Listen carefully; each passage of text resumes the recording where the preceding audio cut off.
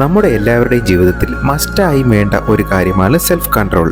ഒരു വ്യക്തി എത്രത്തോളം സെൽഫ് കൺട്രോൾ ചെയ്യുന്നുണ്ടോ അത് അയാളുടെ സക്സസിൻ്റെ ബാക്ക് സ്റ്റോൺ ആണ്. സെൽഫ് കൺട്രോൾ എന്നത് പറയുമ്പോൾ ഈസിയായി തോന്നുമെങ്കിലും ജീവിതത്തിൽ എല്ലായ്പ്പോഴും സെൽഫ് കൺട്രോൾ ക്യാരി ചെയ്യാൻ വളരെയധികം ബുദ്ധിമുട്ടാണ്. ഇനി എന്താണ് ഈ സെൽഫ് കൺട്രോൾ എന്ന് നമുക്കൊന്ന് മനസ്സിലാക്കാൻ ശ്രമിക്കാം.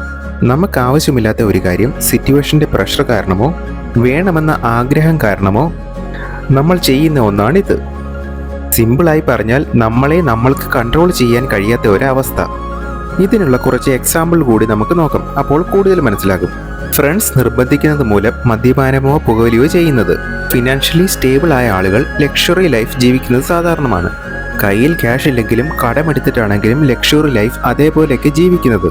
ഇമോഷനെ കൺട്രോൾ ചെയ്യാതെ ഫൈറ്റ് ചെയ്യുകയും റേപ്പ്, അസോൾട്ട് അങ്ങനെ പലതും ഇതിൽപ്പെടുന്നു. എങ്ങനെ ഇമോഷനെ കൺട്രോൾ ചെയ്യുമെന്ന് പഠിക്കാം. DM please.